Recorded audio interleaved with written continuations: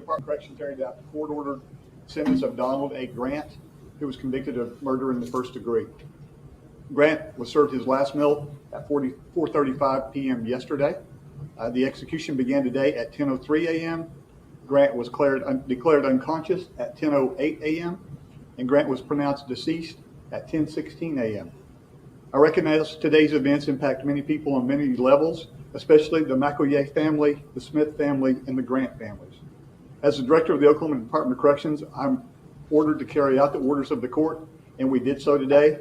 The agency has done so with professionalism, with respect for the process, and for the dignity for all those that were involved. Any questions?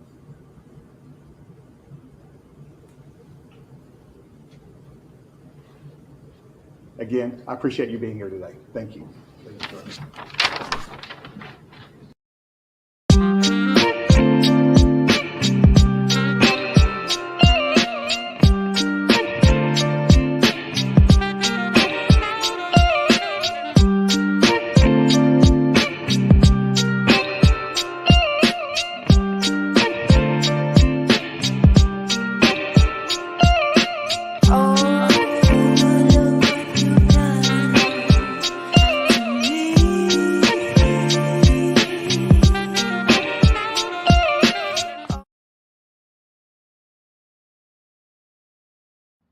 What's up, y'all? It's your girl, Tasha Doe, and I'm here with Miss Peachy today. Just did a crunk TV show. We just got down and that was up.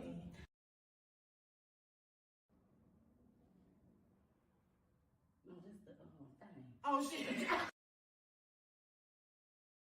What's up, y'all? It's your girl, Tasha Doe, and I'm here with the missus at PTT Time with Hits 92.3. Period, Pooh. And I did that one right. And she did that one right, baby. Hey, y'all. What up, though? We back in the building. And we working good over here, y'all. We got the mic back up and running. It's your girl, the missus. The missus with the kisses. Mwah. We got everything working, baby. We got everything working. Yeah. Let's go. Who are you? They know me. Oh, you don't want to introduce yourself again? Hi, y'all. It's your boy. No. Look, it's your boy. It's your boy, Pooly. Pooly in the building. Yeah. Pooly the barber. Pooly the barber. Y'all go check out my husband. He fly. He good with them clippers. And I ain't just saying it. I'm not just saying it at all. He is fly with the clippers, y'all. Y'all go check him out in Stone Mountain. I don't know the address. I just know how to get there. Yeah, I know how to pull up. You want to tell them the address? I don't know the address either. Oh, shit. That's okay. We can always show them the address. So we gonna show y'all in the middle of the show where y'all can peep out my husband and get y'all kids haircut, y'all haircut. You know, you do eyebrows. He do eyebrows, y'all. He do eyebrows. Yes, he do eyebrows. So Julie said, "Where's the flyer?" Okay, Julie, we'll go ahead and play the flyer. Let's see, what is the flyer? There you go. It's over here. Oh, there you go. Hold on. I got so much stuff up here, y'all. So much stuff. There it is. There it is, 971-8. Julie needs to know where's the flyer because she wants to make sure she bring her boys to get their hair cut. Thank you, Julie. Soon as you come to the ATL. Pooly will be waiting. But thank y'all so much for tuning in tonight. Like I said, I have a fantastic show for you all tonight. We're going to get into a little bit of everything tonight. Y'all, NBA YoungBoy. I know y'all know who NBA YoungBoy is. Let me show y'all, just in case. I think we had him already up, a picture of him somewhere. Here he is right here, yep. That's NBA YoungBoy, y'all. Y'all see him? Girl. Hold on. His house got raided today. His house got raided. We finna go ahead and get it to the raid, baby. We finna get it to the raid. All I'ma say is, y'all watch the company that you keep. I mean, unless you got money like NBA YoungBoy, you know. I'm sure he can pay his way out of a lot of things. Not everything, but a lot of things. You feel me? So let's go ahead and find NBA YoungBoy. Where is he? You see it? That was it right there. That's that at the top. I need it in the box. There it is. There it is. Sorry, y'all. Here you go. New at 5, rapper's Houston area home raided. Investigators seizing weapons and evidence. NBA YoungBoy's Northwest Harris County home. 3 of his associates have been arrested as a result of that raid. Among them, crimes they are charged in: the shooting of a man back in November. KPRC 2's Taisha Walker has the details. That raid happened inside of this gated community. Neighbors tell us that SWAT teams prevented anyone from getting in or outside of these gates. Neighbors captured video SWAT teams with the Harris County Sheriff's Office raiding the Cypress home Tuesday belonging to rapper NBA YoungBoy and his mother. We've never had them before, so it was a surprise, especially when we found out we were in the perimeter. They told us to stay in the house. Neighbors say they were on lockdown for hours as SWAT brought out guns and other evidence connected to a shooting last November. Deputies tell us they also arrested 3 men at the rapper's home in connection to that shooting 2 months ago that left a man with life-altering injuries. Carleon Gallion, Raymello Williams, and Daryl Brown are all facing charges. Deputies say that shooting started as an altercation between 2 men. At the time, deputies say 2 of the suspects left the scene. They were among those 3 arrested this week. Neither the rapper nor his mother were charged. We didn't know who they were. They moved in here, I don't know, a year or so ago, and very quiet, just normal people. Harris County deputies tell us that now other law enforcement entities are involved. Reporting in Cypress, Taisha Walker, KPR. All right, y'all. So as y'all can see, NBA YoungBoy was not arrested. Only the company that was there was arrested. They done found all type of guns and everything on here is allegedly, man. And explicit language. But more important, allegedly. But yeah, they say they done found guns and everything in this man's house, and he ain't get arrested. But the ones that look like, how old you say? 12. 12 years old, they look like they got arrested. Yeah. But not NBA YoungBoy, not him and his mommy. He wasn't there. They good. Huh? He wasn't there. He wasn't there. Well, what they was doing there? He wasn't there. Whatever they was doing. He could have had a secret compartment. They got evidence that he wasn't there. No, you ain't hear what they said. I heard them say that they got evidence, but it wasn't that he wasn't there. Yeah, they don't got evidence on him. They got evidence on the 3 people that they got. They do. Unless they say NBA got something to do with it. They finna take this charge. And NBA YoungBoy gonna make sure that they get paid when they come out. When they come out. Thank you. I appreciate it. Thanks for taking the rap. That's crazy, ain't it? I don't think they taking the rap. They probably ain't. But I don't know. Maybe they'll come back looking for NBA YoungBoy. I don't know, y'all. I know he was in some trouble once before. That's why I'm surprised that he didn't go to jail. I mean, that he wasn't arrested, but like police said, he wasn't there. Or he was hiding in a secret compartment in the home. What movie was that we was watching at Denzel Washington? And that boy was down in the Equalizer 2. Equalizer 2. He went behind the bookshelf. Yep. See? Secret compartment in the house. NBA YoungBoy could have had one. Ain't no telling. But like I said, everything is allegedly.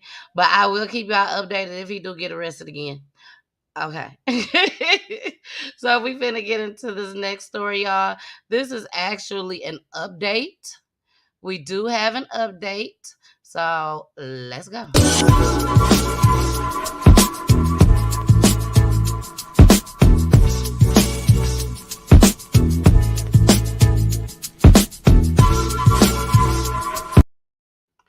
All right, y'all. This right here is an update on the Burger King situation. I don't know if you guys remember, but the young lady that got killed, the 16-year-old, she was killed at Burger King, and it was so-called, supposedly, because like I said, everything is allegedly, it was supposedly be staged.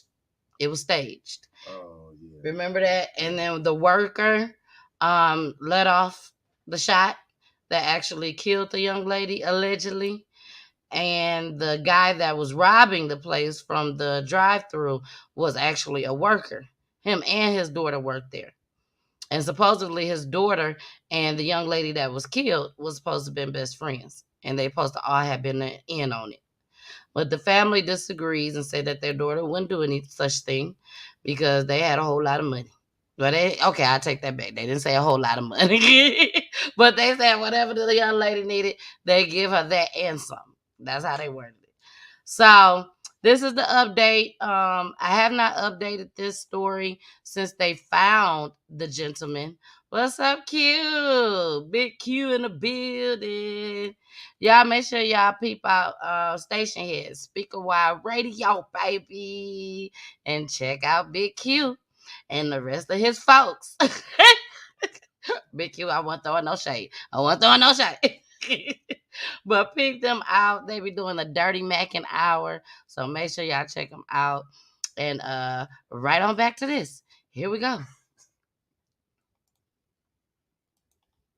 At a Burger King appeared in court today. One man is the person prosecutors say pulled the trigger that killed a 16-year-old. The other man is allegedly the reason the shots were fired. Both men's cases are heading to trial. Ashley Sears is live for us tonight with what investigators say happened that night. Ashley? It said those shots took the life of 16-year-old Naisha Harris Brazel. A Milwaukee police detective says surveillance shows the moments leading up to that shooting. Two suspects appear before a Milwaukee County Court Commissioner, both charged in connection to a shooting that took the life of 16-year-old Naisha Harris Brazel. State of Wisconsin versus Antoine Edwards. Prosecutors say Antoine Edwards pulled up to the Burger King trying to rob the place back on the night of January 2nd. As he sticks his body through, he's armed with a dark-colored handgun, which he has in his right hand. A Milwaukee police detective reviewed surveillance from inside the Burger King the night of the shooting. A criminal complaint says Edwards told police the 16-year-old was in on the planned robbery. But the detective says surveillance shows Harris Brazel refusing to give up money from the register and appears to scream for help. That's when investigators say her co-worker, 34-year-old Derek Ellis, fires a gun. You see a muzzle flash, and you can see what are believed to be spent casings fall to the ground. Caught in the gunfire, detective says Harris Brazel falls to the ground. He walks over to our victim and notices that I believe she's shot. Police say Ellis went on the run, turning himself in more than a week after the shooting. Both men will now head to trial. Shooting a gun, allegedly, at another person while another person is between you with one hand is plausibly unreasonable. And both men will be back in court later next month. Harris Brazel's family denies she was ever in on that robbery plot. Reporting live outside the Milwaukee County Courthouse, Ashley Sears, Fox 6 News. Ashley. Man, I know he couldn't think for that whole week straight out on the run. I know he was scared shitless. Shit, that's all he was doing was thinking. What you talking about? I know. Shit, what am I doing? What? Oh my gosh. Should I keep running? Should I tire myself in? Exactly. It really was. It wasn't his fault. I mean, but he wasn't supposed to have. And that's what I was gonna say. If he was licensed, everything was registered, everything was good. He a felon. That's what I'm saying. But if it was, he would have been fine under the circumstances. You know what I'm saying? But that's unfortunate. That is so, so unfortunate. I done forgot about IG again. I took that time to get them going. and didn't even get them up in here. Hey, IG, what's going on, y'all? Hey, YouTube. Hey, Facebook. Let me just shout out everybody. But yes, that was such a sad situation. It was a sad story. But at the same time, you guys, you have to make sure that you try to live right. Okay, live right, because like we just said, if the gun would have been registered and he wasn't a felon, he would have been just fine. He would have been sad, very sad that he killed the girl, but he wouldn't have been living in prison for the rest of his life. So, how do you think the other man feel? The one that said that it was staged. Stupid. Stupid. Very stupid. Very no stupid. Other words for that? I mean, bruh. Man, y'all gotta find a way to embezzle that damn money, man, instead of trying to rob. Jason in the building. What up, though? What up, though? Yes. So we're gonna go ahead and get into our talent for the night. It's a Brazy Luca week, y'all. She came on the show on Saturday. We gotta make sure she get her spins in, baby. Get her spins in. This is her newest track called Bad Mood.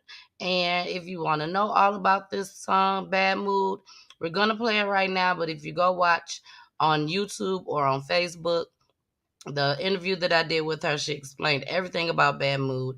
And it was a great interview. A great interview. So here we go.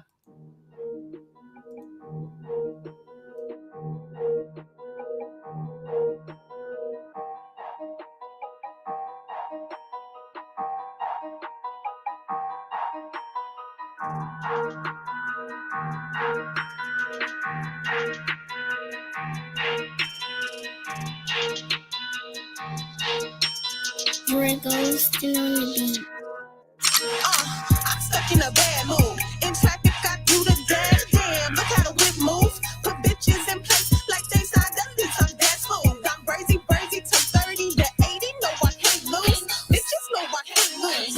I'm stuck in a bad mood. In traffic, I do the damn. Look how the whip moves. Put bitches in place like they signed up. I'm that smooth. I'm brazy to 30 to 80. No, I can't lose. Bitches know I can't lose. I count up street money. You ask me nothing clean about it. Might flip your little trap spot upside down. Bitch, I'm still rocking. Turn 30 to 80. I go brazy. Plus, I'm still popping. Out of there before they kick the door and fuck who's still knocking. Let's go. My shit on repeat. Like busting in the crib. We outside catching slow leaks. We don't fuck with ops. Half of y'all probably the police. Where I'm from, my shit on lock. These haters don't know me. These haters don't know me. I'm stuck in a bad mood. In traffic, I do the damn. Look how the whip moves. Put bitches in place like they signed up. I'm that smooth. I'm brazy to 30 to 80. No, I can't lose. Bitches know I can't lose. I'm stuck in a bad mood. In traffic, I do the damn. Look how the whip moves. Put bitches in place like they signed up. I'm that smooth. I'm brazy to 30 to 80. No, I can't lose. Bitches know I can't lose. Don't trust too many when I'm counting dividends. Riding with 2 sticks, I name them both the Mary twins. I be in spots where you're scared to back your car up in. Roll with them hitters that be clutching, getting their targets in. Hey, I be big popping, why y'all still be cat talking? Sleep on me, I put you to sleep and pick out your coffin. You see me, I be TTG, don't try me too often. I'm Brazy Luca, better ask about me, no I ain't stopping. I'm stuck in a bad mood, in traffic I do the damn. Look how the whip moves, put bitches in place like they signed up.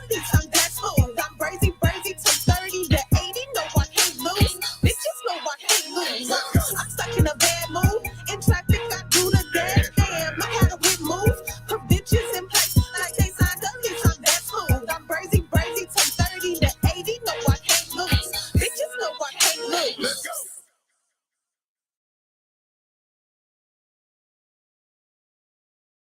All right. All That right, was all right, Brazy all right. Luca. Brazy Luca in the building, baby. Doing her thing. I don't know what I'm going to do with them with this whole little switchboard thing. I don't know. But we going to make it through, y'all. We going to make it through. Tomorrow is photo shoot day. Applause. Are you excited? No. Why? Why are you not excited? Tell everybody. What they call that? Oh, let me take Brazy Luca down. I don't know. I just don't take pictures. I don't like taking pictures. You don't like taking pictures? No. You don't think you look nice taking pictures when they're taken? Or you just don't like standing there taking a picture? I What don't is like it? standing there taking a picture. You have to pose. I don't. Catch me with my mouth wide open with some food.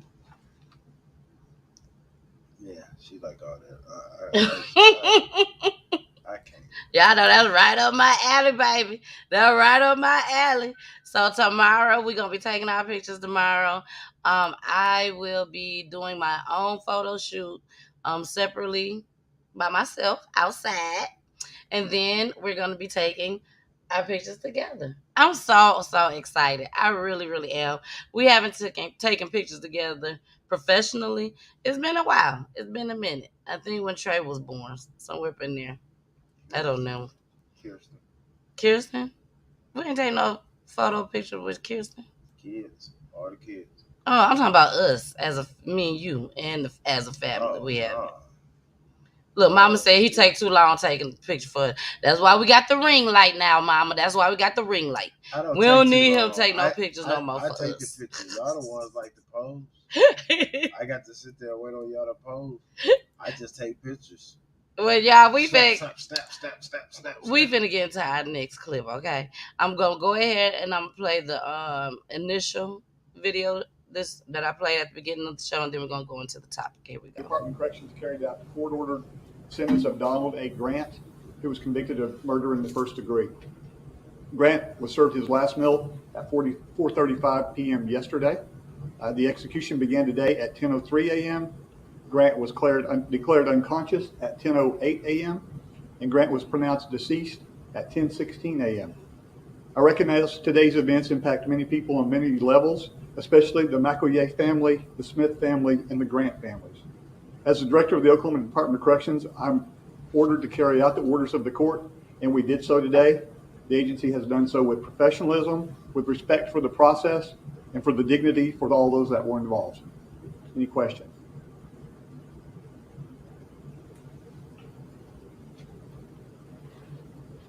Again, I appreciate you being here today. Thank you.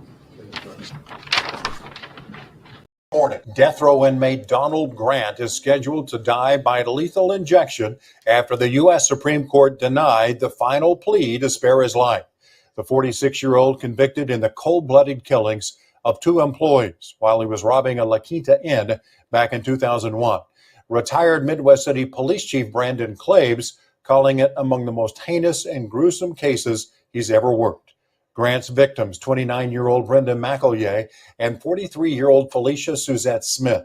Both women were shot and stabbed. But tonight, Smith's widower says he's been left brokenhearted and infuriated once again after learning he won't be able to see justice carried out on the man who killed his wife. News 4's Kaitor K talked to him today. Kaitor?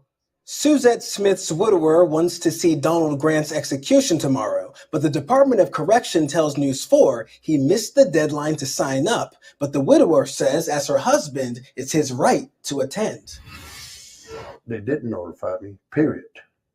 I was out of the loop. Herman Smith says the Oklahoma Department of Corrections never invited him to the execution of his late wife's killer. Suzette Smith was one of two women killed by Donald Grant at a Del City hotel in 2001. He's set to be executed Thursday morning. But when Smith called DOC for the first time on Wednesday, they told me I was too late. I had to fill forms and all kind of paperwork out, which I was unaware of. He says he needs to see his wife's killer get executed.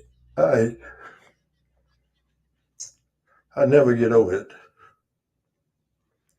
It's very tragic and it sticks with me. The State Department of Corrections tells News 4 that individuals who wish to attend executions have to register, and that, quote, no records indicate this individual ever registered to be included on this list of people who would be alerted of things like clemency hearings, execution information, etc. Per policy, witness registration closes 30 days prior to the scheduled date of execution. This individual did not meet that deadline.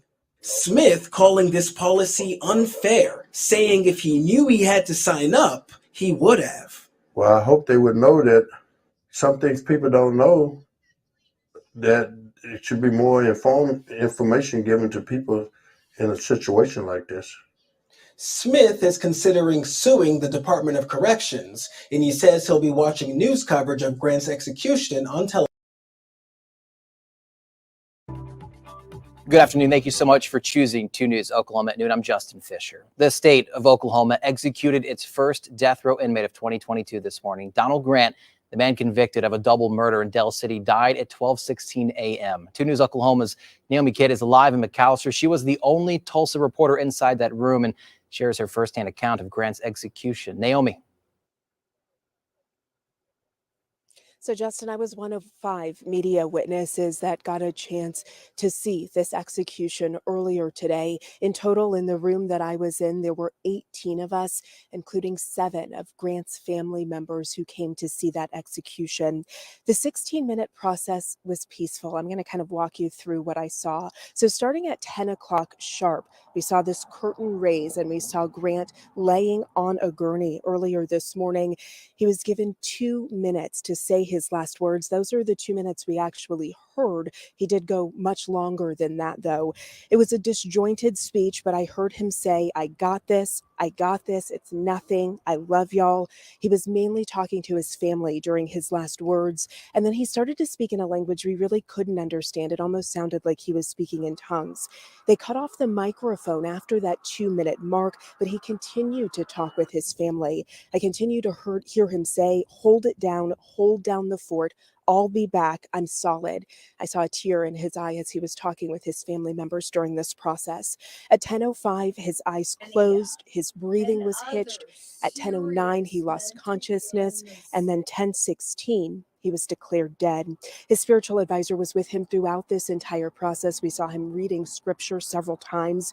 Grant, you'll remember, actually admitted to killing 2 women. This happened during a robbery back in 2001 in Del City. Those women, Brenda McEllier and Suzette Smith.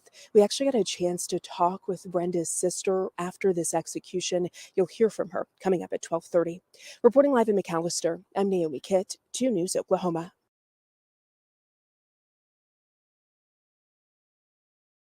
All right, y'all. They went ahead and took them on out. The other man, the wife that got killed, he was having a hard time, her husband. And he didn't submit his paperwork in, so he wasn't able to attend. So I think that's kind of messed up. I think they could have made an exception and let him come. But to each his own. That's how they do. That's how the game goes. They don't move like that. Any other, race? You want to say that? They would have been able to get in? Nah. No? You think the rule is just the rule? They don't move like that. I don't know. Maybe if you had some money. Oh, definitely if he has some money. Now, if he has some money, he would have been up in there, front row. He would have been front row, seat up in the building. So, but my heart goes out to the ladies that was killed. Sometimes we sit there and we say, oh, yeah, they deserve the death row. They deserve the death row. But when you're actually sitting in there watching it, I can just imagine what his family was going through. And this is something that they're going to have to live with this for the rest of their life. They're going to keep seeing the vision of that, I'm sure. So here we go, y'all. We're moving right along. And this right here is about the little boy. He was 12 years old. And he wrote a note to the governor So here we go. Boy, just 12 years old, was murdered on Christmas Day. It wasn't until after that, though, that the family of Artemus Rayford learned about a letter that he wrote to the governor of Tennessee about crime and murder. Sadly, we can no longer hear from him, but tonight his family shared the letter with WREG's Quamitra Wilburn.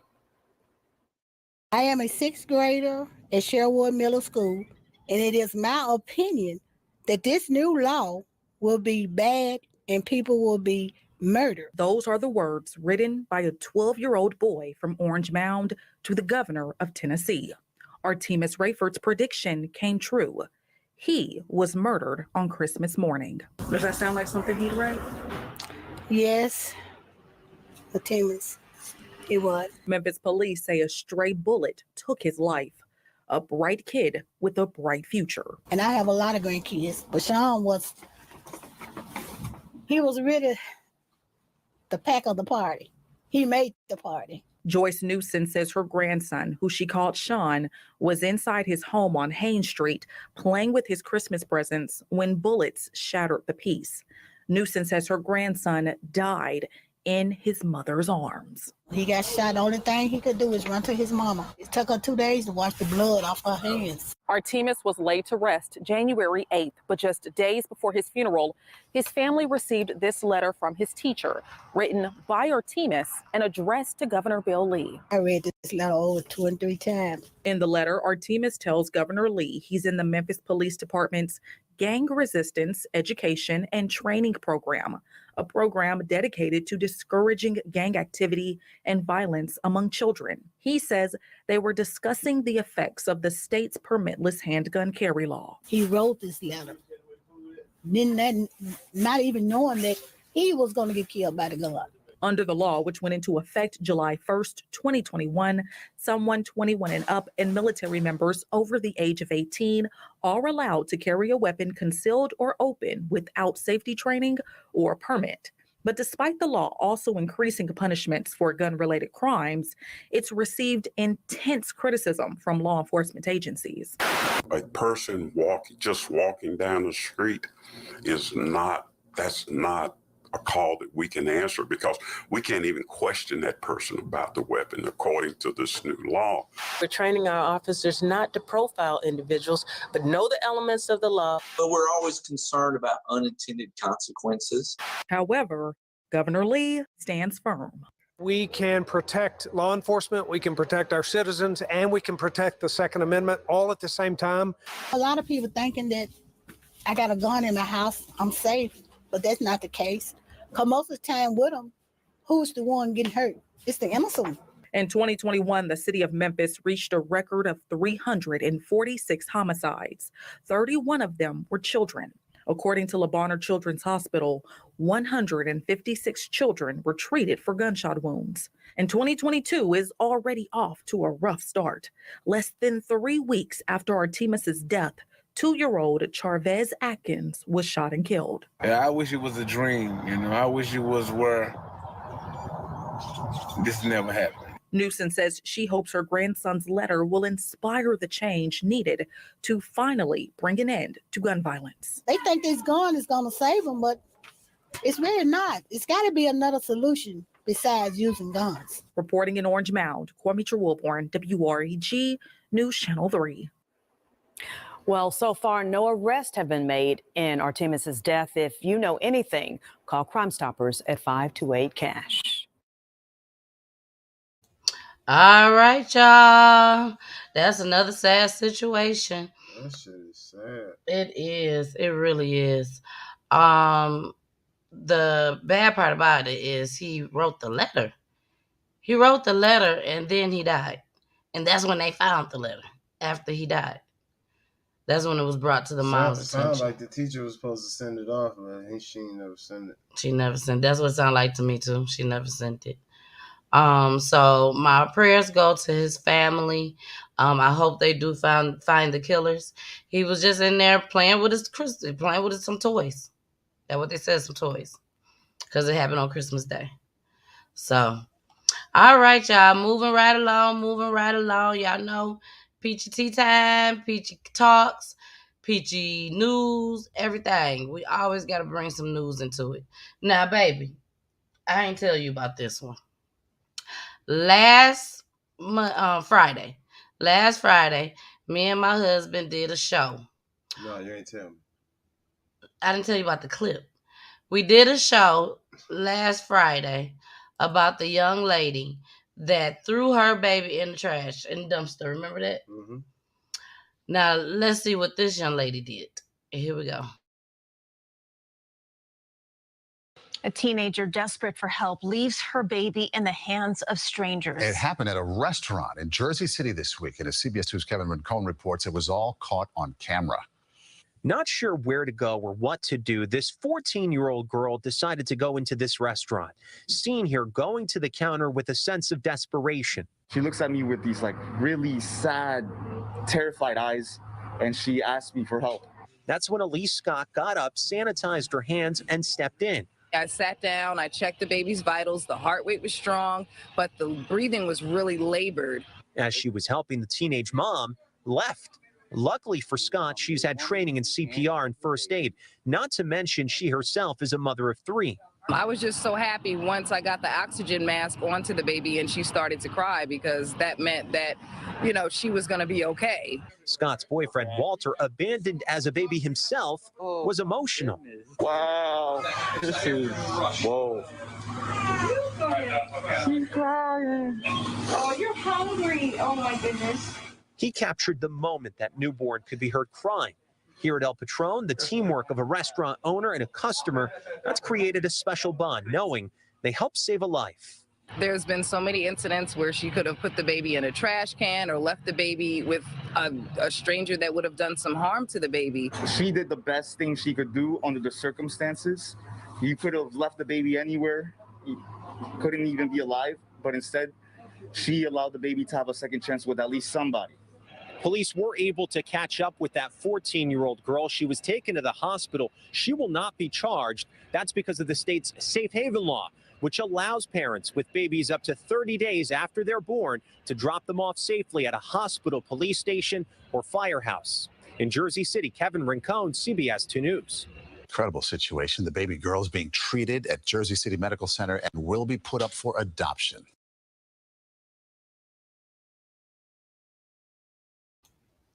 I think I would have took the baby. I would have took the baby in, and I would have been like, okay, so what I need to do? Maybe this was a sign from God that I need to go ahead and adopt this baby and take this baby in. Hey, Nicole. Okay. That's how I would have felt. Okay. They said that, I want to make sure I make this clear.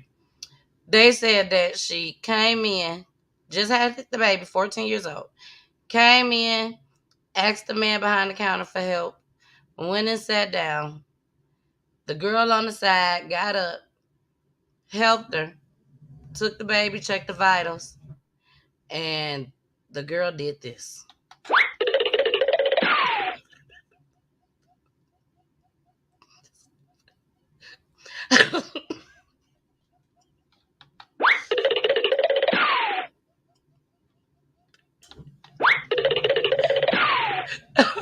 But the good thing about it is, at the end of the day, no matter how much we laugh, she did the right thing. She did do the right thing. She did the right thing. I'd rather seen that than what we saw last Friday. Yes. What we saw last Friday was nasty. It was. That was nasty. She literally took her baby and threw the baby in the dumpster. Slung it in the dumpster. Yes, with a trash bag. Look, Julie. Julie.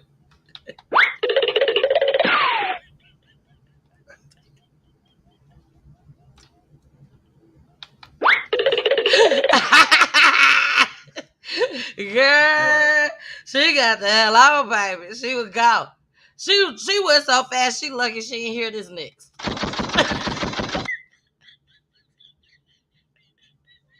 You stupid. She took off, they said. They had that on camera. I would have loved to see that shit on camera. Because it looked like she could barely walk going inside. For real. Look like she could barely walk going inside. Yeah, you see, they say they caught up with her and took her to the hospital. Yeah. Yeah. But I definitely feel like she should not be charged. If they did have an area. Even if they didn't have a safe haven. Yeah, safe haven. And she didn't drop the baby off at now one of the places at all. They said was. No, they did not. They did not. I'm surprised they ain't trying to charge her. I'm surprised too, but they didn't. I'm glad they didn't. I am too. And she was black. I'm so glad they didn't arrest her. and give her the damn what they call it, the kid wood. That was the whole reason for saying this shit. Oh, sorry. I just want to make sure that I made it clear. I just want to make it clear, baby. But here we go, y'all. I promised y'all this. I promised them this on last Wednesday. On Wednesday. But I didn't get a chance to play it because we started so late. But, baby, it's Friday. It's Friday, baby. We finna get all our clips in tonight, baby. I don't know why. Because it's a must. Play it next Wednesday. No. We're going to play it now. Okay, play it Monday. No, I gotta guess. Hey, Shalana. She's coming on Monday. Y'all make sure y'all come. She's a doula. That's what she is, a doula. Roxy? Yes, Roxy. So she'll be on the show. I'm so excited. But okay, y'all, we finna get into the scam alert that's going on with the churches. Y'all, they going to hell. That's all I know. They take it from church. It's a problem. Here we go. On now to a warning tonight about a scam targeting businesses and churches. A local pastor hopes no one falls victim. He talked with WRG's April Thompson about the letter requesting money, a letter even the Better Business Bureau calls bogus. Normally on Sundays, we have a pretty good crowd. Retired Pastor Michael Clark still handles a lot of the business at Bible Way House of Prayer on Park Avenue. He's used to getting requests by mail. But when a Tennessee Certificate of Existence request showed up at the church this week, it was a red flag. They wanted to charge us a fee, a $175 fee, just so we can get a certificate that says we exist. The letter looks official and asks for $175.50. We contacted the Better Business Bureau. This letter is not legitimate in any way. It does appear to be trying to spoof official government seals and trying to make it appear that it's coming from a state government, when in reality it's not affiliated with the state at all. It seems the letter has been going to several states, asking for money businesses don't need to pay. In fact, Tennessee's Secretary of State put out a warning. I'm Trey Hargett, Tennessee Secretary of State, and I am warning business owners about an official-looking letter that is actually a scam. And that $175 charge for a certificate of existence, if you just want one, can be obtained from the state for $20. We tried calling the number on the letter. Thank you for calling TN Certificate Existence Filing Company. But never got past a voicemail. Pastor Clark fears a lot of people will fall for the scam. And another concern, since the pandemic, many churches are hurting with attendance and offerings. And a scam like this doesn't help. We need $175. We don't need to throw it away. The Better Business Bureau says there are some red flags already on the letter itself.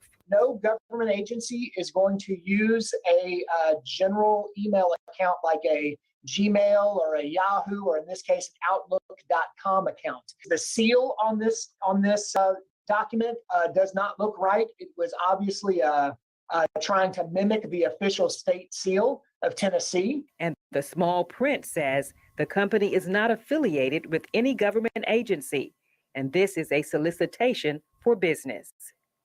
April Thompson, WRAG News Channel 3. We're looking out for you. In the meantime, here are some tips from the Better Business Bureau.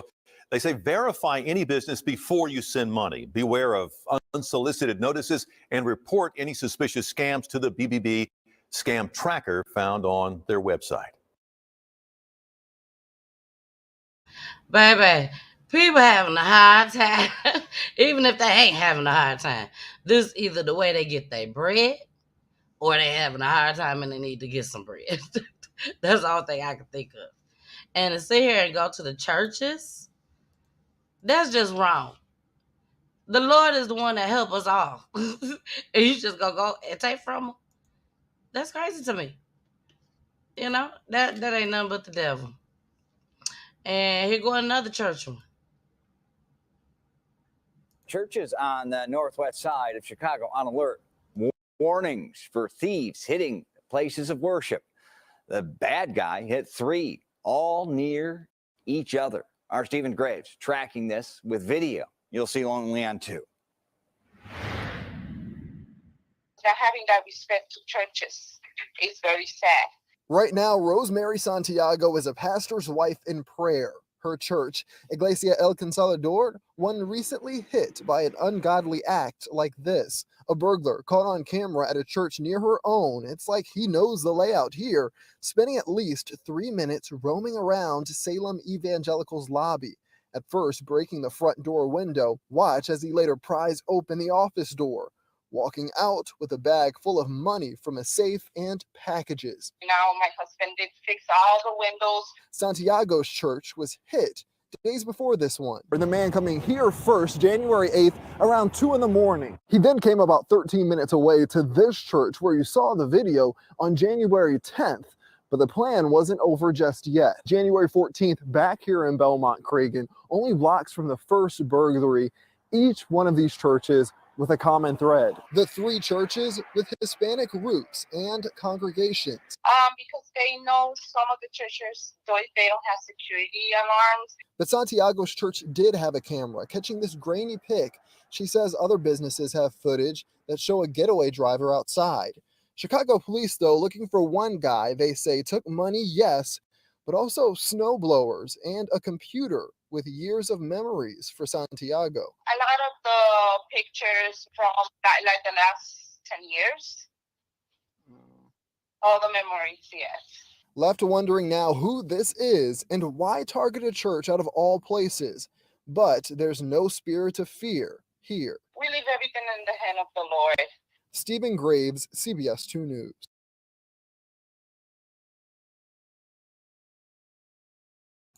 Baby. Now that to me, that sounds like an inside job. No, that wasn't no inside job. You don't think it was an inside job? No, that wasn't no inside. Man, the man hit 3 churches. But why he take the snowblower? He clearly looked like he was black. Oh. Why he take the snowblower? Do you know how much a snowblower is? You gonna go in the church and take her? You gonna go to church and take a snowblower? Do you know how much a snowblower is? How much is a snowblower? How much is a snowblower, y'all? You can get a cheap one for about $500. I don't live in snow like that no more. You can get a cheap one for about $500. You can get a cheap one for $500. So how much he selling them for out on the streets? I don't know what kind of snowblower he got. the kind that we pay for the church. They got them good ones. They got some good ones out there. Wow. 1,200. That's ridiculous, y'all. That is really, really ridiculous. So we finna get into this next one. This is the housekeeper. This is the housekeeper, baby. What housekeeper? We was talking about a housekeeper. Remember? Here we go. A housekeeper is accused of abusing the trust of families, stealing more than $500,000 worth of items from homes she was hired to clean. Tonight, we're hearing from some of the victims who say they felt a real bond with Beata Tarnaska. Police say Beata had been stealing for years, working for around 24 families in communities including Grosse Pointe, Sylvan Lake, West Bloomfield, and Birmingham. That's where we find local 4 defender Sean Lay. Sean, this woman apparently knew exactly where to look for valuables that were sometimes hidden. Unbelievable story here, Kimberly. You're exactly right. How about here in Birmingham? Here's a picture of Beata. Here in Birmingham, we are told an older couple had $100,000 or more in a crawl space. That is apparently gone. Other families had safes with irreplaceable jewelry, heirlooms from family members, things of that nature. Safes were cleaned out. Police say it adds up to more than $570,000. Other families say it's going to go a lot higher than that. She was like family. She worked for us for 10 years. Deborah Stein says the feeling of being violated is overwhelming, something she shares with more than 20 other families who loved and trusted their longtime housekeeper, Beata Tarnaska. Today, the 39-year-old was arrested and charged with multiple felony counts of larceny for stealing from those families. Police say for years. Stein is out $30,000 in items. Others are out hundreds of thousands of dollars in items. It wasn't about the money. She was making a good 6 figures from all of us. She worked for 25 families. She was charging top dollar, and we paid her. West Bloomfield police launched a sweeping investigation. This is a big case. Finding that Tarnaska allegedly took expensive handbags, heirloom jewelry, coin collections, allegedly went into crawl spaces, finding hidden cash, opening up safes, cleaning them out. We were able to determine that she stole up to $571,000 worth of items. Police say Tarnaska admitted to selling people's prized possessions on eBay, Craigslist, and to pawn shops. When things would go missing, they didn't confront her because they just had total trust in her. And unfortunately, at the end of the day, she violated that trust. Just really, really checking out the person, checking them out, because we just did not know the real Beata. Back here live, Deborah says to check out people that you have come do any work in your home because they never thought Beata, someone they really trusted, would ever be involved in something like this. Long story short here, guys, police are saying, look, take a look at her picture. If you had her as a housekeeper at any time, police want to hear from you in case you have, and go check if anything might be missing. Tonight, she is charged with multiple felonies, held on $50,000 cash bond over at the Oakland County Jail. We're live.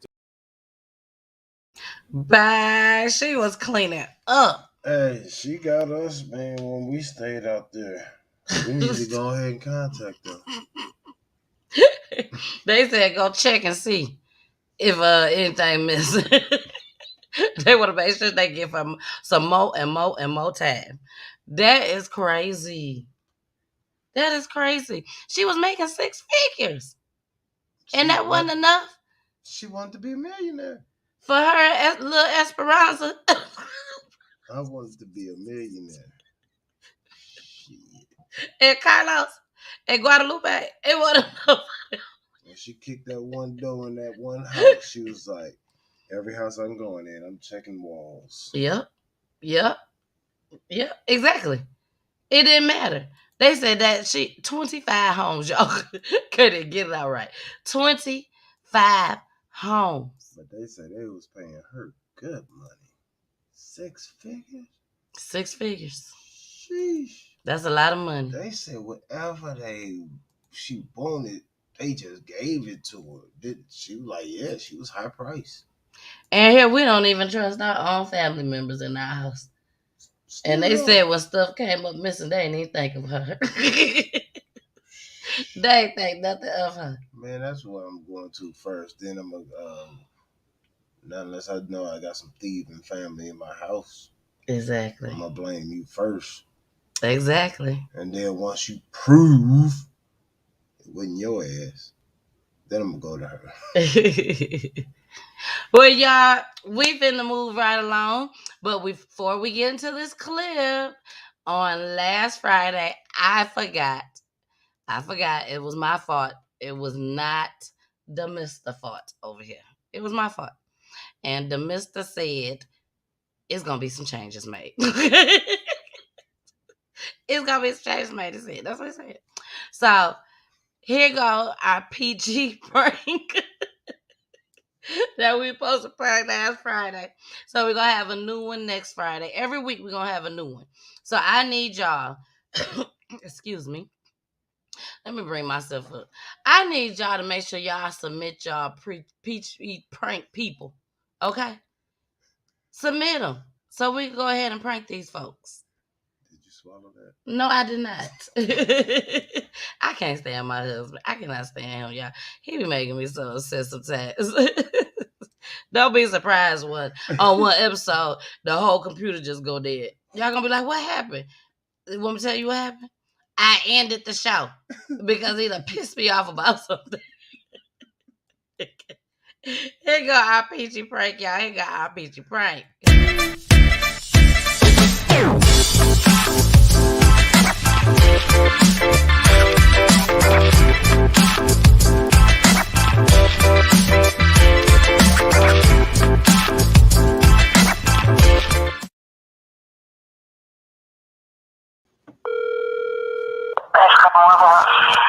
Hey, how you doing? Hey, how are you? I'm good. I was calling to see if there was a manager on duty. Yes, what's the problem? What happened was this was yesterday, okay? I'm sorry to bother you, but my mother called in and she ordered a bacon, egg, and cheese wrap, okay? They told me they were out of wraps, and so they fixed the sandwich on regular bread, and she just does not believe. And I've been taking her to the hospital, so if somebody could just talk to her, I'd appreciate it. No, it ain't that. Hello, excuse me, ma'am. No, I sent Cliff up there to get me one of those bacon, egg, and cheese wraps, and he came back with some bread. It wasn't no wrap. They were out of wraps, man. They didn't have any wraps to put the wrap in. See, and that's why I don't understand, because when I ordered the wrap, they ain't said nothing about that. And if y'all, ain't y'all right there in front of the, on the Wayfield? I mean, we just didn't have any wraps, man. We're just out. We were just out. Can nobody walk down there? Can nobody walk down there and get some of them? It's down there on that International Food number 7 in Wayfield. If you go down there and get one of those wraps, and they could have used them things down there. That's what I wanted. That's what type of sandwich I wanted. We just didn't have any. We're night shift. We can't go back into the back and pull it out. If we run out, we just have to wait till somebody comes in the morning and pulls it forward. What time they get there? What time he's supposed to be there? They don't get here till 7 in the morning, man. So we gotta order some. I gotta order a wrap before 7. Cause Cliff came back. See, this is the problem. Cliff came back down here with some Wayfield bread, and it was dry as hell. It almost choked my throat. And I'm damn near 84. I'm like to die. I mean, I'm sorry, ma'am. I don't know. Like I said, we were just out. Like, if we have wraps today, do you want to order one today? You want to order one today? You want to order one today, Mom, and I'll just go get you one tonight? No, I didn't want one today. I wanted one last week. That's when Power was on, when Ghost came on. I like to eat it when Ghost come out, because they was on free him that time. That's why I wanted to eat it right then and now. I don't want to eat it if Ghost ain't out now. Shit, yeah. Okay, ma'am, I appreciate it very much. Thank you so much for your patience. See, they need to show Power. Do y'all show Power in the Waffle House? We don't even have a TV in the Waffle House now. Maybe I need to get TV and some rap then. Man, we have a very blessed day.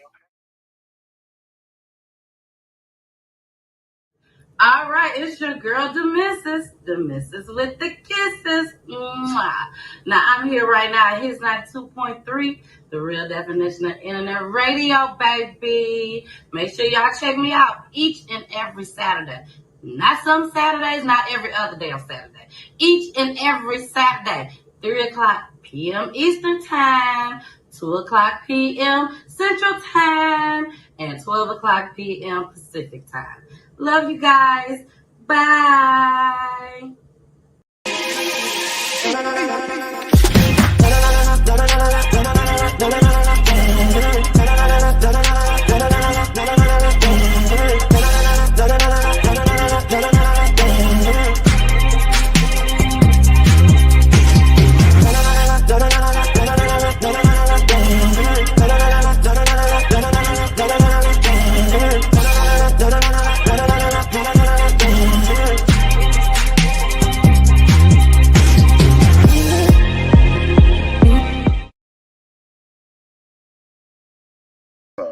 All right, y'all. Brandy is crazy. She is a fool. Thank you, Brandy, for that Waffle House prank. That was our very, very first Peachy prank from the Waffle House. Now, after this, she going to be pranking people, okay? And she going to let them know that it's a prank at the end. So, This is gonna be very, very interesting and very good. Each and every Friday, y'all. Each and every Friday. And you never know when I'm about to call her by her government name. You never know when the funny mommy is gonna pop up on Peachy Tea Time. You never know. Huh? What you already did. I did, didn't I? Oh my God. The funny mommy. Yes. Again, I'm sorry, y'all. I'm so sorry. You know what? This is what Poolie gonna make me do.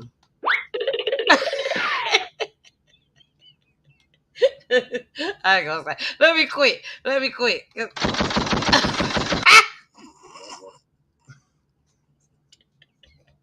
Poolie ain't got no sense. Poolie ain't got no sense, y'all. Let's go ahead and get into this clip. Me and Poolie both saw this one. This is kind of crazy. A little 11-year-old boy and his friends did a carjacking. And it was all caught on the doorbell ring. Here we go. It actually makes me very sad that the kids are, around this type of situations and not in school or doing what 11-year-olds usually do. Still traumatized, this woman asked not to be on camera as she reacts to the arrest of an 11-year-old boy who, along with at least 3 other males, are accused of carjacking her and her adult daughter at gunpoint. He didn't really say anything. He just was patting my daughter's pockets to see what else was in her pockets. A neighbor's doorbell security camera captured the bold daytime crime that happened in the driveway of the woman's house last November. The video shows the mother and daughter returning home in a red SUV as a dark-colored car driving down the street suddenly stops.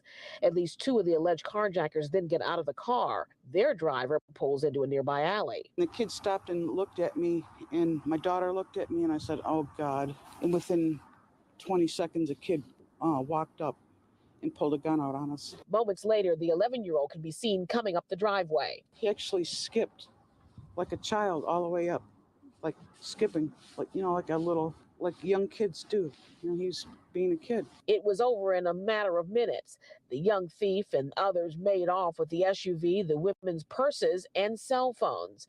And while the victims did eventually get the vehicle back and some of their belongings, the woman says what cannot be replaced is her sense of safety, her trust of others, and a belief in our criminal justice system. I'm questioning the parenting, the judges, prosecutors. Nothing happens. Investigators say they are still pursuing other leads in hopes of arresting the other carjackers involved. Y'all can't even get y'all own stuff out the bag. Y'all groceries out the car. I'm sorry, out the trunk.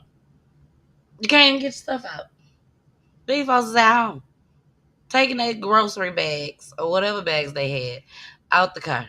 Hey, but if they was in motherfucking Memphis, they would have got shot. Because everybody holding. Yep. I dare you to run up on somebody. Exactly. That to me, that shows that these parents is not in these kids' lives. This boy was 11 years old. The other 2 couldn't have been too much older. And they just ran up on these folks at daylight, backed out the driveway. Looked like they were being cautious. Yeah, they was. They wasn't no rush. They wasn't in no rush at all. And then they just takes off. Y'all be safe out here in these streets, please. Please be safe. I need y'all to come watch Peachy Tea Time. What else do I need? Y'all want to know what else? Y'all get y'all kids. And slap them. But if you give them these, again, maybe. Nah. Yes, show your kids some love. They gave them love. I don't know. Some of them have, but not all of them. That's the problem. They don't know nothing about love. They ain't got nobody. They got them skinny jeans on. They probably stole them. They ain't stealing. Ain't no telling. Can't go home with them on. Whatever. Well, y'all, we finna get into our main topic for the night. We are towards the end of the show. Joe just said, who was driving the morning car they got out of? It looks like the mom was driving. She said, who was driving the morning car they got out of? The car. I think it was the mom driving. Cause when the mama, what the mama say when she seen them coming up, she seen them walking up. She said, "Oh my gosh!" Like she knew it was about to go down. She knew it. She knew it was about to go down. She didn't know what was gonna happen. The spidey sense. The spidey sense. Hell yeah. You can sense when trouble on the way. You seen two niggas walking real fast. You was like, I know I done got nervous a lot of something about times. to happen. You felt it. Yeah. Moved on away from there. And later on, when you got home, you heard about it was a shooting up there. Something happened. Like, I knew that nigga was gonna do something. Exactly. Exactly. Well, y'all, here we go. How do men know she's the one? How do they know? I can give y'all my opinion, but you can also hear from a man's opinion tonight. So, don't say nothing. Don't say nothing. Ask this motherfucker anything. He got all the answers. Steve Harvey has all the answers. Exactly. So here we go, y'all. Here we go. If you're dating someone, how long do you think it takes for you to know that this person is the one? 3 years. Just...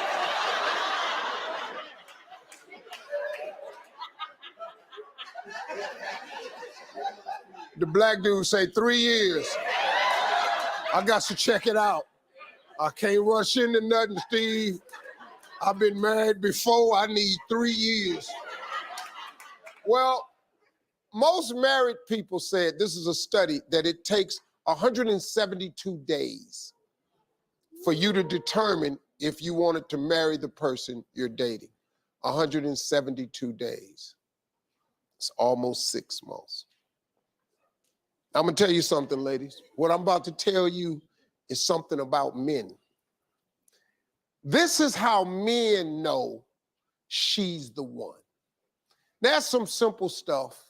You know, like if it takes you to introduce you to his mama, that's a good sign. If you never meet his mama, you ain't the one. If you've been dating more than a year and you ain't met this man's mama, you're not the one. If your man is out in public holding your hand and he gets in a disagreement with somebody and he's still holding your hand, say, man, what? You don't, go up, baby. Go back over there. You don't know. You don't be talking to me like that. Stay back there, baby. That's what I said. You don't say that. Stay behind me, baby. Here's another one to know she's the one.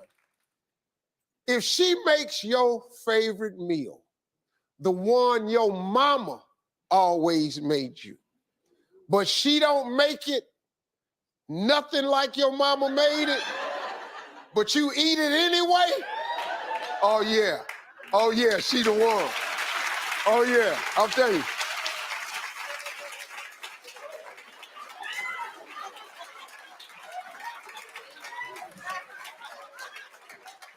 Here's another one. This is the last one I'm gonna do. When you start putting the word we in all your sentences, we don't like ice cream. Dog, I had a partner tell me that one time. He was with his girl, he said, dog, we don't like ice cream. I'm looking at him. Dog, you know how much ice cream me and you ate growing up? It was our favorite. We stole ice cream together. The hell you mean you don't like ice cream? He looked at me and said, well, we stopped eating ice cream. I said, man, get your punks out of here. Let's do some Hey Steve, let's go. Hey, you made it to the... All right. So y'all already know we're going to put the number up. So if anybody want to call in, voice your opinion, please, please, please give us a call. Please give us a call. All right. And you can start calling in right now if you want. You feel like you got something to say, baby. Just know that was a joke. Which one? All of it.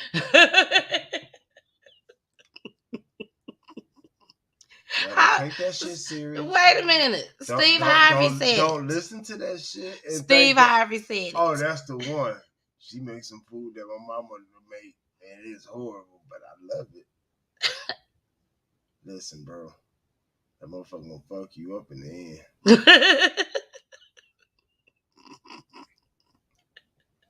Wait a minute. So nothing he said you would agree with? What was the first thing that he said? Oh my gosh, I was hoping you didn't ask me that. You take him to your mama and show your mama. You meet him. Yep, you take him to your mom. I said, okay. That was probably one of the closest to a real one. Tiffany said, I want to hear from who? That was Julie. That was Julie. That was Julie. Should not take over. Shit. She said 6 months. Okay, we should not take over a year. Not when you really know this the one for me. This, I don't know, man. Like, no. What? 6 months? That's too long. I mean, that's too short. Hell yeah. That's what you would say. Well, y'all, Tiffany said, I want to hear from Pooley. I mean, you hear a lot. You learn a lot in 6 months. Let's not confuse that. But it's gonna be a lot of shit you ain't gonna know in 6 months. And when you find out, you're gonna be like, fuck, I should have left 6 months ago.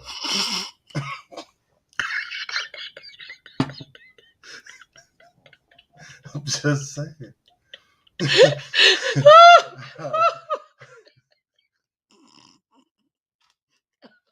I hope they don't think you talking about me. You should have left me 6 months ago. But what I do want to say, though, on this show, sometimes we have to tell some shit about us. You know what I'm saying? And some things on this show I may not like to hear. And some things Pooley may not like to hear, But sometimes we have to just come on out with it. So I'm going to ask you, on here in front of everybody, how long did it take for you to know for sure that you want to marry me? When did I ask you to marry me?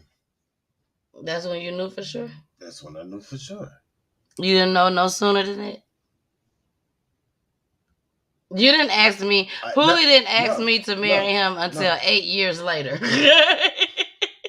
So 8 years later was when you knew you wanted to marry me. Listen. It took 8 years for you? Listen. Okay, go ahead. You gotta put up with a lot of shit from a lot of different people. And some things you gotta know you can take that shit for the rest of your life. You gotta actually know that. I didn't know. I was like, I don't know about this shit. This nigga right here. I'm a handful. And I know y'all know I'm a handful. But I didn't leave. I liked her. So I was like, okay, I can get over that. Something else pop up. No. So it's just dealing with certain shit. If you know you could deal with it, or if you don't know you could deal with it, you got to deal with it to see if you can. And when you can't just be, it's time to go. But guess how long it took? Julie said, but it didn't take 8 years. You knew before then. That's what Julie said. Sorta, kinda. Maybe. No. You would like to say yeah, but yeah, we want you to be honest on the show. When I asked, that's when I knew. When I asked, that's when I knew. So if that's when I knew, that means I didn't know before. But that's, for me, that's when I knew that I could put up with all this shit and deal with Tania. So if you say, yeah, I knew before that, I wanted to know before that. I wasn't sure before that. We went through some shit.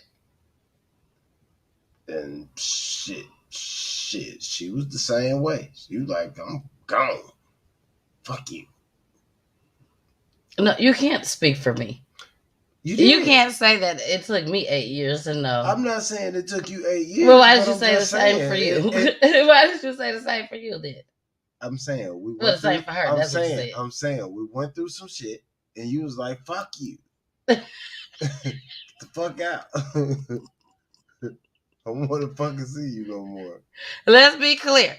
It was not cheating or nothing like that. I'm just Cheating saying. has never been in our vocabulary. I'm just saying. You know what I'm saying? You's ready to quit. Leave it alone. Be done. Yeah. If somebody you found that you knew was the one, how could you say, I'm done?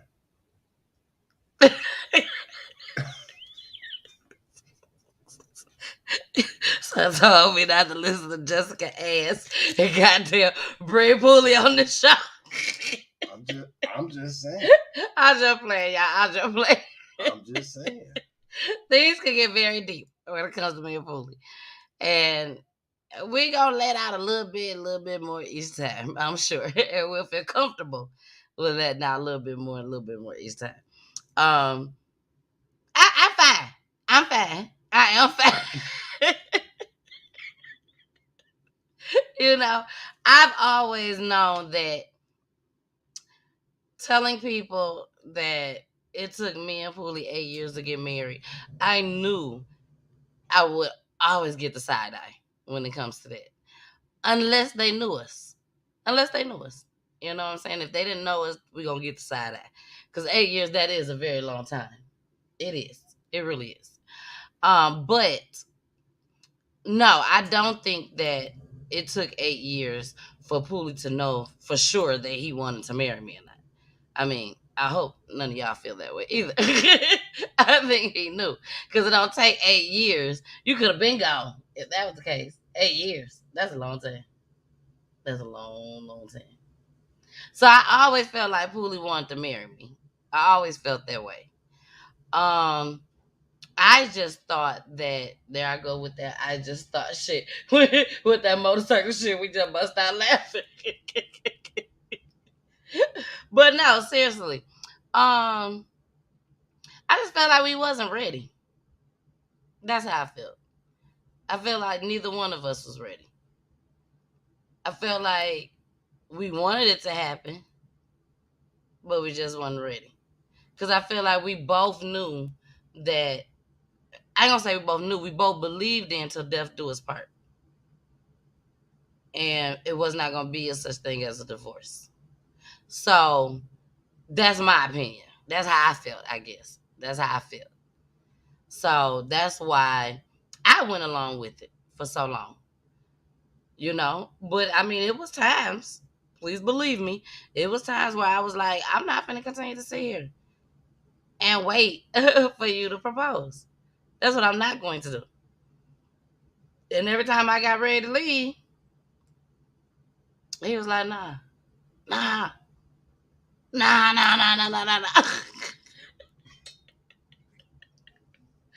mean, it got so bad one time. This nigga took off in my car while I'm putting stuff in the car to leave. And he took off in my car. You know what I'm saying? I don't remember that. I remember. He ain't got to remember. There's a lot of things he don't remember. In Grand Rapids. I feel like Grand Rapids was our worst moment. But in Grand Rapids, when you took my car and you went to the parking lot next door in the parking, that big old plaza thing, when Jessica stayed across the hall from us. Mm-hmm. You don't remember that? And I put my stuff in the car. People tend to get a little bit amnesia from time to time. But it's all good. Yeah, I know people that get amnesia. Yeah, I do too. And Pooley's getting amnesia right now. But yes, he took off in my car. He sure did. But he came back. He came back. But, Julie got something that she had to say. Julie said, doesn't mean you get engaged, but men know if you're the one early in the relationship. Other ones, they don't stick around or cheat. That's what Julie just said. You don't understand what she's saying? Nope. Completely ain't saying nothing. She said, doesn't mean you get engaged, but men know if you're the one early in the Okay. relationship. Other ones, they don't stick around or cheat. Okay, I get what you're saying. Okay. I get what you're saying. She's saying that don't mean you just go ahead and get engaged with somebody. But that still does not signify the one, because I've had other girlfriends that was just the same and out the door. Oh, this the one. I know it. Pew. Oh, hold on. Yep. On to the next one. So, that's. Did you feel like when you did propose? I don't mind. We can talk about it. But when you did propose, when you got this far, Who asked? I'm just saying, we got this far. Might as well keep it going. I don't mind. Well, I'm sure they want to know. When you did propose, did you propose because you felt like I was going to leave? Or did you propose because you knew I wanted to be married with this girl for the rest of my life? That was it. I wasn't going nowhere. It was a done deal. It was like I wasn't leaving. So at this point, I might as well marry this girl. I'm not going nowhere. No matter what we've been through, I didn't leave. I said I was going to leave. Didn't leave. Everything panned out. I said I was going to leave. I ain't leave. Everything panned out. You say you going to leave. How about I say when you going to add me in there? People Everything panned out. So it's like, you know what I'm saying? Like, shit. It was like we was learning each other and learning how to work everything out. And we was so young. We ain't know. Yeah, so we ain't know what really to do. Just working things out. So in that sense, so you can say in a sense, but like I said, you've ran into a lot of ones that you thought was the one. You thought was the one. I thought was the one. You thought it was the one. So you know what I'm saying? When do you think they the one? You always think early, but you have to go through the motions in order to find out actually, is this the one? Do you feel like shacking up? And I know this is going in a whole nother direction, but I feel like this is important. Do you feel like, or do you shacking up? Try to destroy it? I'm not gonna destroy it because it's strong. But do you feel like we should have you I stand in my spot? And I never even had my own spot before. When I left home, my parents, me and Poolie moved right in together. I've never lived by myself before. So, do you feel like checking up is making us go through some of the bad things we went through in our marriage, our relationship? I believe it. I can't say yes. It could have been a whole lot of other stuff that.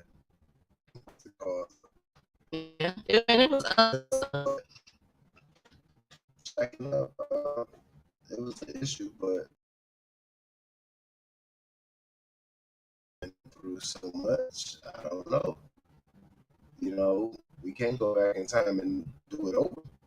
That we can't do. And I don't want to go back and do it over. But this was my way. This was my way of finding out what's stacking up, because I was like, if I'm not seeing how this person live, like every time I come over, you can just started cleaning up right before I got there. Yeah, spot clean as hell. Come to find out, you lazy as shit. And you don't clean nothing, honestly. You only cleaned up when I was coming over. Mm-hmm. You know what I'm saying? You only clean up when you got company. You don't clean up on a normal basis. And you deal with somebody and you find that out.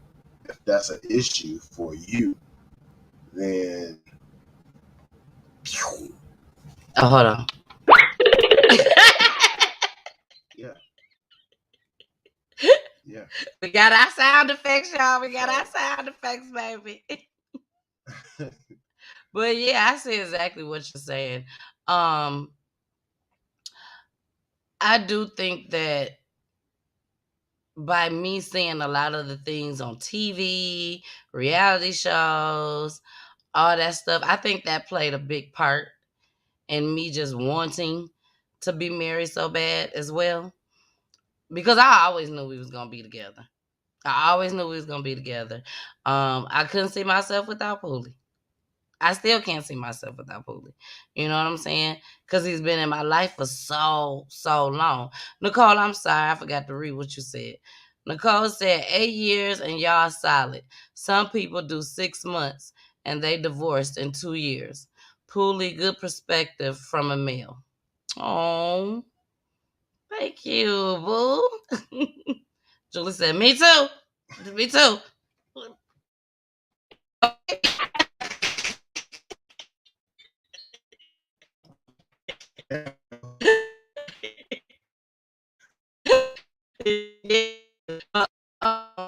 I do feel like I'm trying to get it down. It ain't going down.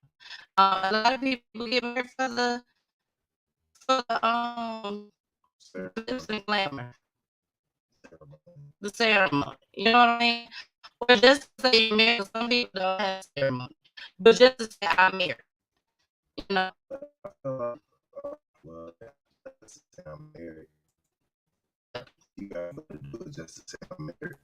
Mm-hmm. And you just go down to the courthouse to do that, and people have done it. But I don't know. Julie and Mama Peachy said the connection is bad. I'm sorry, y'all. We actually are right at the end of the show anyways. So, yeah. Do y'all have any questions that y'all want to ask us? Do y'all want to call in? I don't mean to yell, Pooh. You know how to talk loud in there. Excuse me. Sorry, y'all. See, that's the stuff I be talking about. That right there. You are in my ear. I don't have been in your ear the whole time. Exactly. But not like this. Wait till the end of the show and say something. I can hear you in the headphones and outside.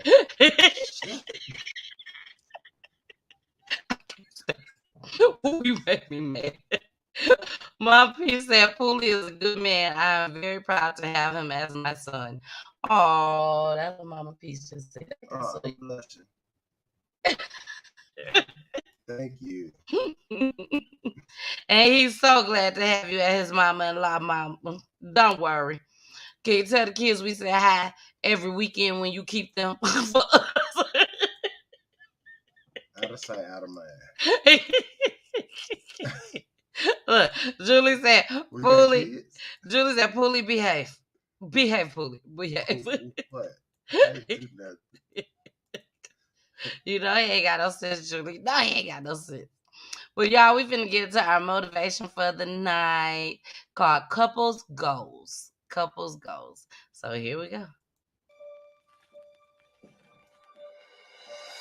If you want to honor your commitment, whatever you decide that you're going to do, make sure you make it important. Make sure it is priority. Keep it before you.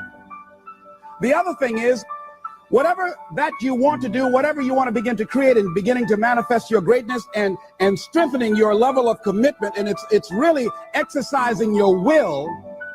Find something that you want to do on your goal, one action step, but make sure it stretches you, that it challenges you, but it's doable, that you can do it. This year I decided that I was going to exercise. So I started out doing just 10 setups and 10 push-ups. I know I can do that and not get upset about it. I can do that without thinking. So I started out small. Now I'm up to 50, but if I try to do 50 starting out, I wouldn't still be doing it. So I started doing it in manageable segments. Do that, and that strengthens your will. So my commitment now is strengthened and fortified by the activity of actually doing it. So now I can expand and build from there. When I decided to begin to manage my money differently, and I started saving 5% of my money, Then I increased it to 10%, then to 15%. So now I have disciplined myself to live off 75% of my income. I took discipline to do that, but I started watching how I was spending my money. I started keeping a log and following myself. So you want to begin to find something that is manageable, that you know that you can do. The next thing, in beginning to keep your commitments to yourself, have some friends that will hold you accountable, that won't let you off the hook, that won't tolerate anything less than the best from you. People that will support you in this new way of being, in this new state of consciousness. The other thing is important is have a contingency plan. See, many times when you make a commitment to do something, there are some other variables that will happen that you can't control or you perhaps did not think about. So you want to have some other plans going on. You want to become creative. See, most people don't keep their commitments because when something goes wrong, they just stop. They don't have a contingency plan. So they don't know what to do next. Start being creative. If you challenge yourself, many times you say, I don't know what to do. And I always ask myself, but if you did know what to do, Les, what will it be? That activates another part of my mind. I start thinking about the possibilities and just experiment. But many of us just stop dead in our tracks. I don't know what to do. You do know what to do. You got genius in you. Challenge yourself, push yourself, make yourself come up with something. Use your imagination.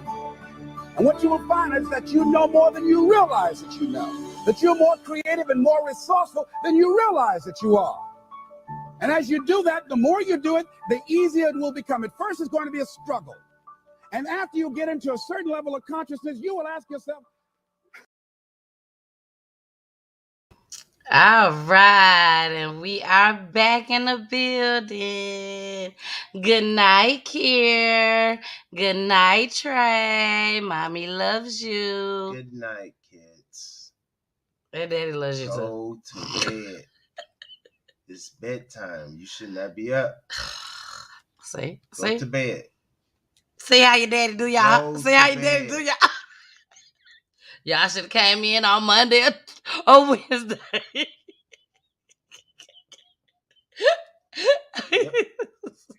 Cause daddy gonna set them straight, baby. Believe it. Hey, Mimi in the building, baby. What it do? Put the pictures in the comments, baby. Joseph said, love them grandbabies. Love them grandbabies. Yes, I love my babies so much, just as well. I love them. But y'all, please, just always remember, as far as relationships and everything, you got to compromise. You got to have communication. And you got to have some type of laughter. Yin yang. Push, pull. Give, take. Give, take.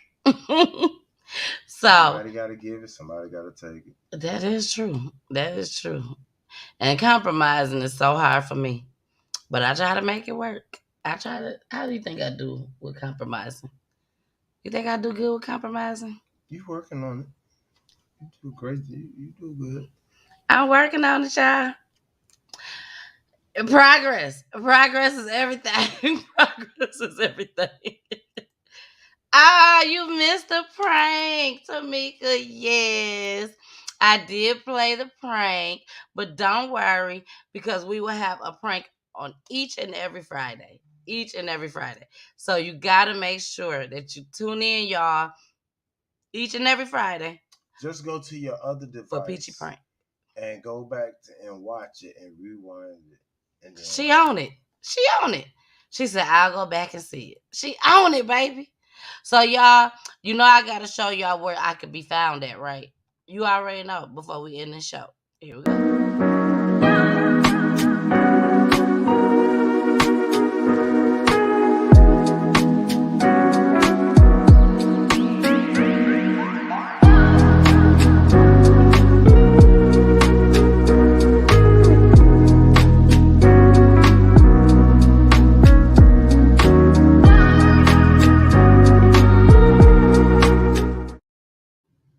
All right, y'all have saw where I could be found at, and this is where Poolie can be found at. Here we go.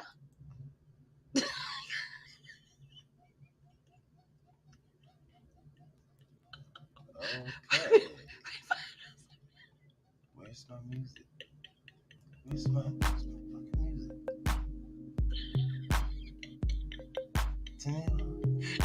Don't you hear your music? Okay. You push it, I'm gonna pull your ass. I'm gonna drag the shit out of you. You don't fix this shit. So y'all, that's where you can find Poolie at, y'all. But don't worry, okay, by next Friday. Next Friday, I will have my husband a commercial made. Tamika, don't laugh. Tamika, don't. Shit ain't funny to me. Baby, I'm gonna have you a commercial made next Friday, okay? I'm gonna make this motherfucker myself if I had to. I have a commercial made for him next Friday. That right there was funny. I'll make one myself.